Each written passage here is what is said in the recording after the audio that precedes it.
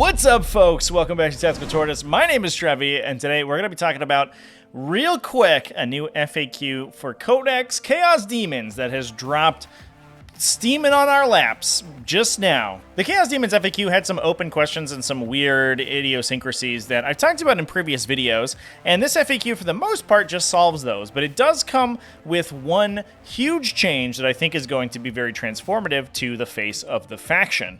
So let's dive right into it. First off, we just have a couple wording cleanups and clarifications. Brass Stampede was clarified to do mortal wounds for every 6+ that was rolled. It's essentially a Hammer of Wrath impact attack style stratagem where you roll a dice for each model in the charging unit, specifically for Juggernauts, I believe. And for every 6, and with a bonus against vehicles, you'll deal mortal wounds. It was worded a little awkwardly. It seemed like if you rolled 1 6, it would do the mortal wounds and then stop, but these bullet points were changed slightly so that you make sure you do it for every single 6 that you roll. The Armor of Scorn was changed. I did talk about this in my Bloodthirster video a little bit, and I kind of glazed over the fact that it was mechanically busted. It gave you an improvement to your demonic save against damage 1 weapons, despite the fact that demonic saves could not be improved at all. It was worded almost perfectly to not work with the demonic invulnerability save. It would basically just improve your classic armor save, which demons didn't have. The intention of the rule was clear, but I know a lot of tournaments that ruled that it did not work as intended because it was worded so perfectly to work against its own mechanics. I'm glad that it's been clarified to work correctly now. The same goes for a lot of the Malefic weapons in the book. Malefic weapons do have an ability where the profile of the weapon cannot be modified. The problem arose when the weapon had an ability or a relic was applied to it that modified the profile of a Malefic weapon. In this case, the Juggernaut's Bladed Horn, as well as the Slothful Claws relic out of the Slaanesh subfaction, both had the ability to change the characteristics of your Malefic weapons, but neither of them actually worked since those characteristics could not be changed. That's been clarified to work, but importantly, there are still a lot of interactions within the Codex that will not turn on because of that Malefic weapon rule. I made a video about Malefic weapons recently. An example I gave was Virulent Blessing, which is a psychic power that gives the damage characteristic of melee weapons of the target unit +1 damage. That did not work because of the Malefic weapon rule, and that is still the case. Now, moving on to the FAQ section, there is a big change to Malefic weapons there that will actually outdate the video that I made previously. In my video, I talked about how Malefic weapons, contrary to popular belief, were actually impacted by effects like Duty Eternal and Armor of Contempt that modified the characteristic of attacks targeting the unit with that ability.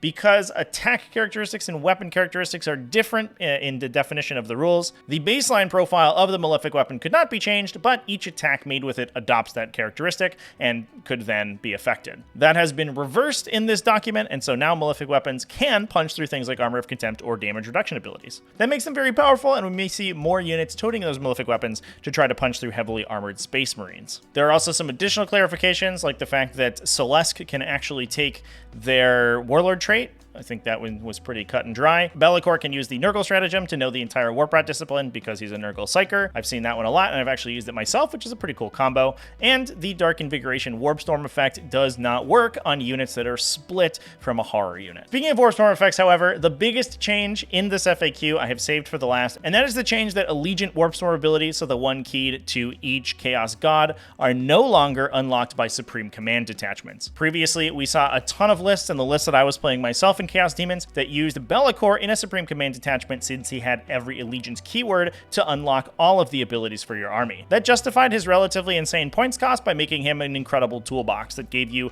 a ton of different abilities to use over the course of the game.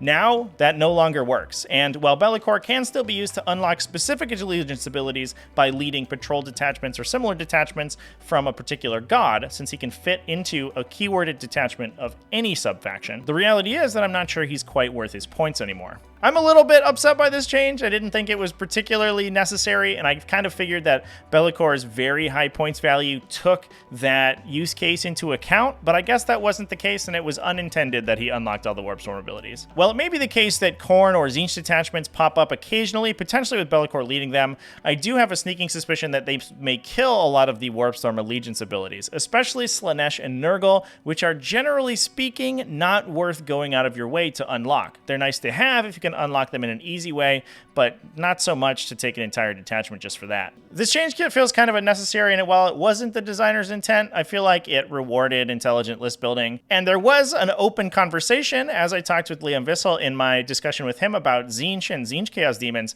whether Bellacor was even worth it while unlocking all the Warp Storm abilities. What's your opinion on whether or not we play a Bellacor in Demons? Bellacor is bad. That's a spicy I mean, take. he's way too expensive and do really nothing. Like he's six attack. Yeah. Like he's really tanky and he buff a lot, but he's fucking 420 points. For 420 points, you can put so many stuff. If you have Bellacor, you just have like you want the chicken and you want the bloodthirster, I think. But when you have Bellacor and with that, you don't have enough stuff around to play, and Bellacor don't do a lot in my opinion. I think it's a big strike against him that he doesn't do that anymore, and it's especially with his slightly ridiculous points value. But that's it for today. Let me know down in the comments what you think about these changes to Chaos Demons. This is essentially the bug-fixing errata, although it does feel like a little bit of a balance change. We are still awaiting the data slate update, which may have changes for Chaos Demons in it, and the balance pass that most codexes get 2-ish months after release. I have a sneaking suspicion we may see Flamers get hit, and I also have a suspicion that if Chaos Demons take too many of these hits too quickly, they may be driven from competitive play. The faction is already at the upper tier of competitive play, but very solvable by other factions, and I think it drops pretty precipitously once you start hitting the better units in the faction. Anyway, that's it for today. Thanks for watching all the way to the end of the video, everybody. Remember to keep it classy, folks, and have happy wargaming.